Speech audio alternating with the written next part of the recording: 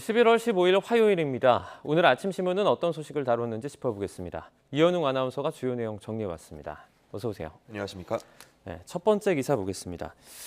오늘 아침 신문 일면은요. 조 바이든 미국 대통령과 시진핑 중국 국가주석의 만남 사진이 주를 이뤘습니다. 신문들은 어떻게 다루고 있죠?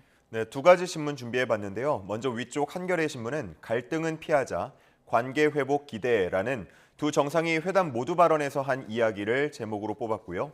또 아래쪽 동아일보는 타이완 문제 등을 두고 공방을 주고받았다는 부분에 조금 더 집중했습니다. 바이든 대통령 취임 후 두 정상은 여러 차례 화상 또 전화 회담을 진행해 왔지만 직접 대면하는 건 이번이 처음이었는데요. 그렇다 보니까 어떤 분위기일지 지켜보는 사람들도 모두 긴장했다고 합니다. 두 정상은 환하게 웃으면서 회담을 시작했는데 한겨레 신문 기사에서는 두 정상의 모두 발언을 보면 미묘한 입장차를 알 수 있다고 했습니다. 회담을 시작하면서 바이든 대통령은 경쟁이 갈등이 되는 걸 피하자라고 했고요.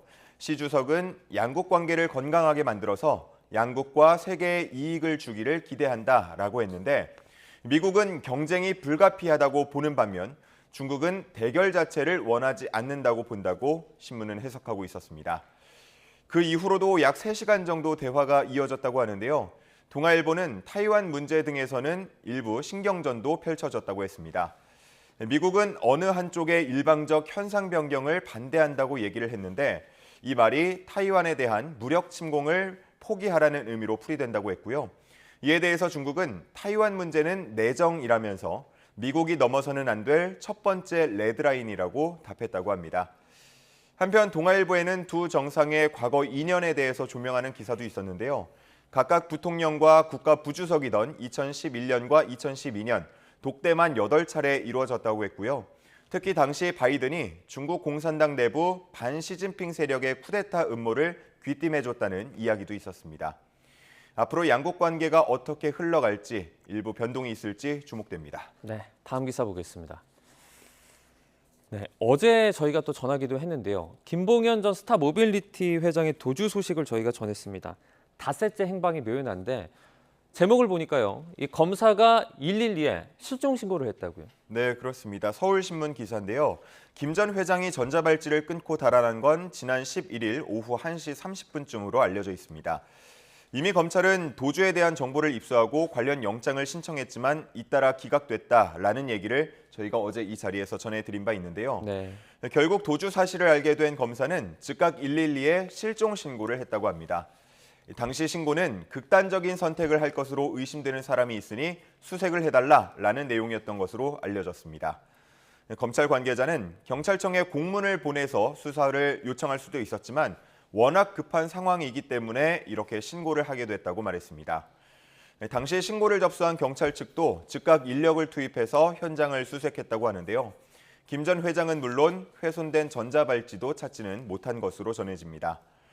현재 해경은 경비 함정을 배치하고 또 육군 해양경계부대와 해군 군함도 의심스러운 선박이나 보트 등을 감시하고 밀항에 대비해서 경계를 강화하는 모습이지만 아직까지는 특별한 소식이 전해지진 않고 있습니다. 네, 그러니까 이제 법원이 영장 청구를 여러 번 기각을 했잖아요. 이 법원의 책임 논란을 제기하는 그런 목소리가 좀 이어질 것 같습니다.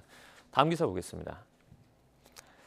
네, 제목에 보면 금투세라고 보입니다. 금융투자소득세라는 의미를 가지고 있는데요. 이게 이제 문재인 정부 때 통과가 돼서 내년 1월에 시행을 앞두고 있는데 민주당 쪽에서 지금 유예를 검토하고 있다고요? 네, 그렇습니다.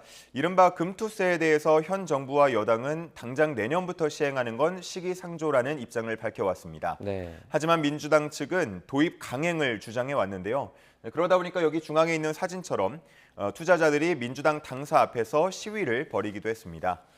그런데 어제 이재명 민주당 대표가 유예안을 꺼내 들었다고 합니다. 어제 오전에 열린 비공개 최고위원회의에서 나온 얘기라고 하는데요.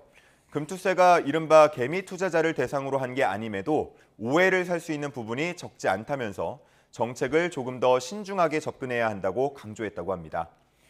이 대표의 말에 이어서 다수의 최고위원들도 도입을 강행했다가 여론이 안 좋아질 수 있다면서 이 대표 말대로 유예를 검토하는 게 맞다고 입을 모았다고 합니다.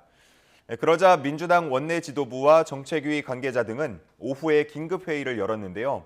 이 문제를 논의한 결과 이 기사에는 당장 방향은 정해지지 않았고 추가 논의를 하기로 했다는 참석자 인터뷰가 실렸습니다.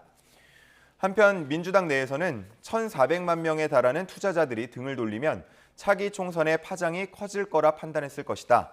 또 사법 리스크를 안고 있는 이 대표가 여론에 민감하게 반응한 결과다라는 등의 반응들이 나오고 있었습니다. 네, 다음 기사는요. 이제 꿀벌들이 사라지고 있다라는 내용의 기사입니다. 지금 농가도 이유를 몰라서 답답해하고 있죠. 네, 그렇습니다. 경향신문 기사인데요. 이 사진에는 한 양봉장에서 이 벌통을 살피는 모습이 나와 있는데 네. 이러한 벌통 하나에 이 10,000마리 정도가 들어있어야 꿀벌들이 추위에 대응하면서 겨울을 날 수 있다고 합니다. 그런데 지금은 이 벌통을 열어보면 한 6,000에서 7,000여 마리만 들어있다고 하고요. 그러다 보니까 이런 벌통들을 하나로 합치는 작업을 하고 있는 모습입니다. 양봉 농가들은 이러한 현상이 매년 반복될 수 있다고 보고 철저한 원인 규명을 요구하고 있는 상황인데요.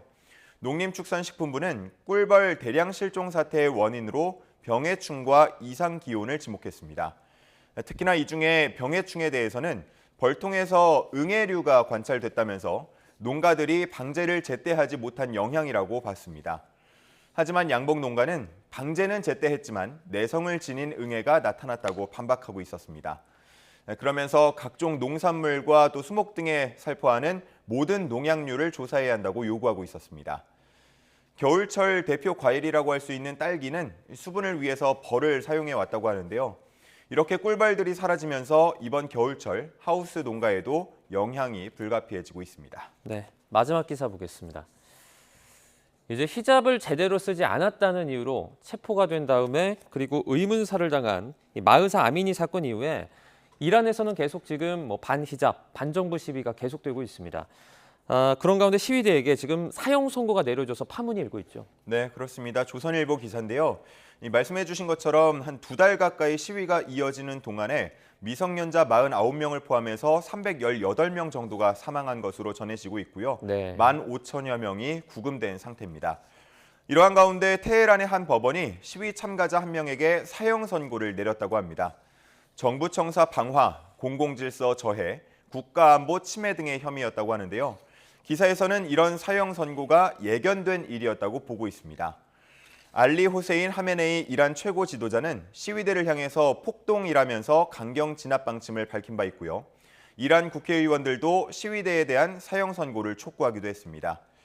앞으로 희생자가 더 늘어날 수 있는 이러한 상황에 독일과 프랑스 정상은 이란 정부를 강력히 비판했고요. 유엔 인권이사회 특별보고관들도 시위에 대해 즉각적인 석방과 또 이란 정부의 인권 침해 중단을 촉구하는 성명서를 발표했습니다. 한편 이란의 유명한 축구 선수죠.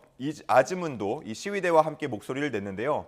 월드컵 대표팀에서 제외될 수 있다는 전망들도 나왔었는데 일단은 명단에 포함된 것으로 전해집니다. 카타르에서 뛰는 모습을 볼 수 있게 됐습니다. 네, 알겠습니다. 오늘 굿모닝 브리핑은 여기까지 듣겠습니다. 고맙습니다. 감사합니다.